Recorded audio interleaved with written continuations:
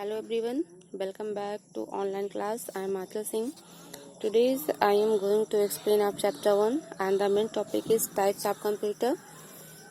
Types of computer में हम explain कर चुके हैं माइक्रो कंप्यूटर। माइक्रो कंप्यूटर के बारे में हम आपको पहले से ही एक्सप्लेन कर चुके हैं। सेकेंड है आपका mini computer. Mini computer explain करेंगे हम। मेन फ्रेम कंप्यूटर एक्सप्लेन करेंगे, सुपर कंप्यूटर एक्सप्लेन करेंगे, हार्डवेयर और हार्डवेयर में ही इनपुट डिवाइस। ये 5 टॉपिक आज हम आपको एक्सप्लेन करवाने वाले हैं। So guys take it your book and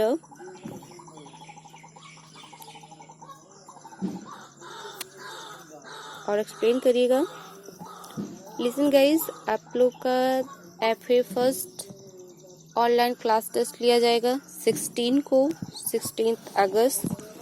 so guys आप लोग अच्छे से प्रिपेयर कर लीजिए। जितने भी पेज, जितने भी चैप्टर आपको पढ़ाए गए हैं सारे सब्जेक्ट का आप अच्छे से एक्सप्लेन कर लीजिए और जितना पढ़ाया जाएगा उसको भी आप एक्सप्लेन करते चलिएगा। अगर कोई प्रॉब्लम होती है तो आप अपने सब्जेक्ट टीचर से क्वेश्चन पुट अप कर लीजिएगा। Okay, now first point is mini computer. आप लोग देखते रहिए।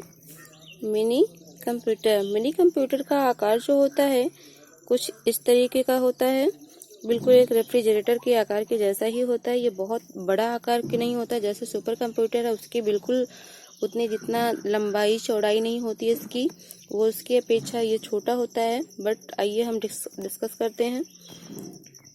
Mini computer, mini computers are large than micro computer. Mini computer micro computer की तुलना में बड़ा होता है। Typically being the same size as a refrigerator. आमतौर पर यह रेफ्रिजरेटर के आकार का होता है। Mini computers were first produced in the 1960। Mini computer सबसे पहले 1960 के दशक में बनाया गया था। In the 1980 they were replaced by micro computer. और 1980 के दशक में माइक्रो कंप्यूटर का स्थान किसने ले लिया? मिनी कंप्यूटर ने ले लिया। कौन से दशक में?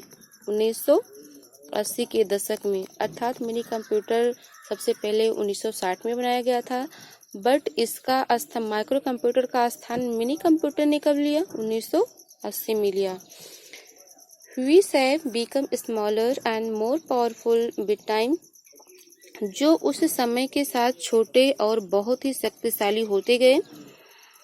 That means पहले जो कंप्यूटर था उसका जो वर्क था बहुत अधिक नहीं कर पाता था, उतना उसकी कार्य क्षमता, उसकी कार्यशैली जो करने की क्षमता थी बहुत ज़्यादा अधिक नहीं थी। जैसे जैसे कंप्यूटर में विकास होता गया वैसे वैसे उसकी साइज में भी विकास होता गया। दैट मीन्स वैसे वैसे उसका साइज कुछ छोटा भी हुआ और उसके जो कार्य करने की क्षमता हुई वो बढ़ता गया। चलिए देखते हैं। CDS, ये कुछ एग्जाम्पल हैं। CDC, ये आप देख रहे होंगे। CDC, DEC, PDP and SDS92 are example of mini computer. ये सारे एग्जाम्पल आप लर्न करके रखिएगा। CDC 160A, DEC, PDP and SDS92, ये सारे एग्जाम्पल मिनी कंप्यूटर के हैं। इसको आप लर्न करके रखिएगा और इसको भी लर्न करिएगा कि मिनी कंप्यूटर का सबसे पहले प्रयोग कब हुआ था? 1960 के दशक में हुआ था। और उसका स्थान कब लिया था? माइक्रो कंप्यूटर का स्थान मिनी कंप्यूटर ने कब लिया? 1980 में हुआ। अर्थात उसका स्थान कब लिया? 1980 में। नेक्स्ट टॉपिक है आपका मेन फ्रेम कंप्यूटर। देखें, main frame computer are big, powerful and expensive multi user computer. Main frame computer बहुत ही शक्तिशाली और बहुत ही एक्सपेंसिव मल्टी यूजर कंप्यूटर है। दैट मीन्स यह हर तरीके का काम कर सकता है। They are mainly used for bulk data processing in large organizations like governments, airlines and banks. इसका प्रयोग मुख्य रूप से बड़े पैमाने पर गवर्नमेंट अर्थात सरकार, एयरलाइंस, बैंक जैसे संगठनों में डेटा प्रोसेसिंग के लिए प्रयोग किया जाता था। The IBM Enterprise and Unisys ClearPath are example of mainframes. IBM और Enterprise and Unisys या Unisys ClearPath ये सारे क्या हैं? मेन फ्रेम कंप्यूटर के एग्जाम्पल हैं। नेक्स्ट टॉपिक है आपका सुपर कंप्यूटर। सुपर कंप्यूटर जो है ये सबसे बड़ा कंप्यूटर है और सबसे शक्तिशाली कंप्यूटर है। लोग super computer are the biggest and more powerful computer. Super computer बहुत ही बड़ा और बहुत ही शक्तिशाली कंप्यूटर है। They often occupy whole rooms. यह पूरी तरीके से रूम पर कब्जा कर लेता है। दैट मीन्स इसका आकार बहुत बड़ा होता था। जितना बड़ा रूम होता था उतनी बड़ा आकार में ये होता भी था। They can process trillion of instructions पर सेकेंड। यह प्रति सेकेंड ट्रिलियन निर्देशों को संशोधित कर सकता था। Governments and large industries use them for work and required a lot of numeric calculations. सरकार बड़े उद्योग कार्य को करने के लिए अर्थात यह सरकार द्वारा कार्य किया जाता था। इस कंप्यूटर से सरकार द्वारा निर्देश दिए जाते थे, यह कार्य किया जाता था। कैसे? Government and large industries use them for work their requirements a lot of numeric calculations. सरकार बड़े उद्योग जैसे कार्यों को करने के लिए इसका प्रयोग करते थे। दैट मीन्स सरकार इसको बड़े बड़े कामों को करने के लिए इसका प्रयोग करते थे, इस कंप्यूटर का प्रयोग करते थे। Numeric calculation such as weather forecasting. जैसे इसका जो इसके लिए जो मौसम का अनुमान होता था, या हम यूँ कहें वेदर फोरकास्टिंग, दैट मीन्स मौसम के पूर्वानुमान के लिए या बड़ी संख्याओं में संख्यात्मक गणनाओं के लिए इसका प्रयोग किया जाता था या सुपर कंप्यूटर की आवश्यकता होती थी। या हम यूँ कहें कि सुपर कंप्यूटर का प्रयोग ऐसी जगहों पर किया जाता था जहाँ पर गणनाएं बहुत संख्या में, जैसे बहुत भारी संख्या में गणनाएं की जाती थी। या हम यूँ कहें कि मौसम विज्ञान की जानकारी के लिए सुपर कंप्यूटर का प्रयोग किया जाता था। तो ये सारी चीज़ें कुछ ऐसे सुपर कंप्यूटर का प्रयोग ऐसे जगहों पर किया जाता था जहाँ पर इसका कार्यशैली बहुत विस्तार में रहा हो, या सरकार द्वारा सुपर कंप्यूटर को सरकार द्वारा निर्देशित किया जाता था कि वेदर कास्टिंग के लिए, या क्रिकेट, अगर आप देखते होंगे क्रिकेट वगैरह का जहाँ से लॉन्च होता है, जो फोकस किया जाता है, वो सारी चीज़ें सुपर कंप्यूटर के माध्यम से शुरू की जाती थी। क्रेवन और IBM ASCI ये सारे जो एग्जाम्पल हैं ये किसके हैं? सुपर कंप्यूटर के हैं। सुपर कंप्यूटर में सबसे इम्पोर्टेंट ये है आपका क्रेवन कंप्यूटर जो है, ये बहुत ही इंपॉर्टेंट है, ये पूछता भी है क्वेश्चन में, आप इसको ध्यान में रखिएगा। नेक्स्ट आप देखिए यहाँ से, Whatever its size, a computer system consists of two main components.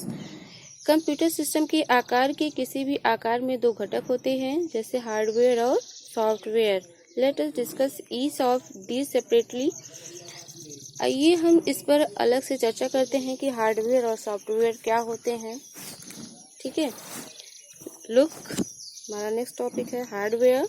Hardware the physical components of a computer system. Computer system के भौतिक घटकों को जिसे या that we can see and touch are called hardware. जिसे हम आँखों से देख सकते हैं और हाथों से छू सकते हैं, उसको हम क्या कहते हैं? हार्डवेयर। इससे यहाँ पर एक क्वेश्चन भी रेडी हो रहा है, अगर आप ध्यान दिए हो तो।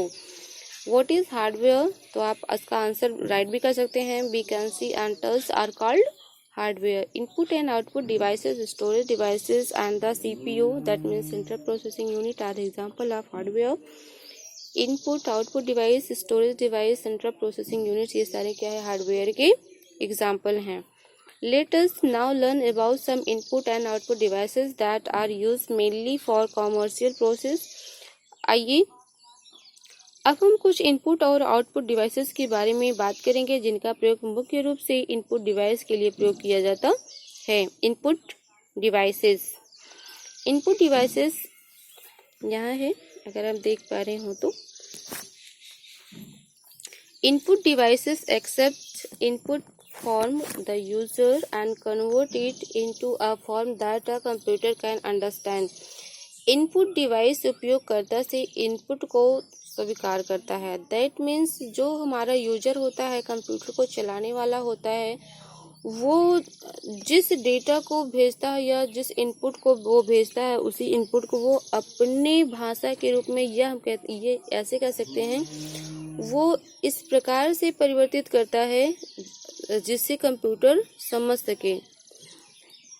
Input device accept input from the user and convert it into a form that the computer can understand. Input device उपयोगकर्ता से इनपुट को स्वीकार करता है, एक ऐसे रूप में परिवर्तित करता है उसको जैसे कंप्यूटर समझ सके. जो आप डेटा भेजते हैं वो कंप्यूटर अपनी भाषा में समझता है. आपकी भाषा में वो जरूरी नहीं कि आप अगर हिंदी में टाइप करें वो हिंदी में समझेगा, ऐसा कोई बात नहीं होता. वो अपनी भाषा में समझ करता है, उसको परिवर्तित करता है. वो supermarket, bank etcetera the various input devices to collect large amount of data rapidly. Data एकत्र करने के लिए सुपरमार्केट और बैंक आदि विभिन्न इनपुट डिवाइसेस का उपयोग किया जाता है. Such devices include barcodes, readers, magnetic ink, character reader and card readers. इस प्रकार के उपकरणों में barcode, magnetic ink, character reader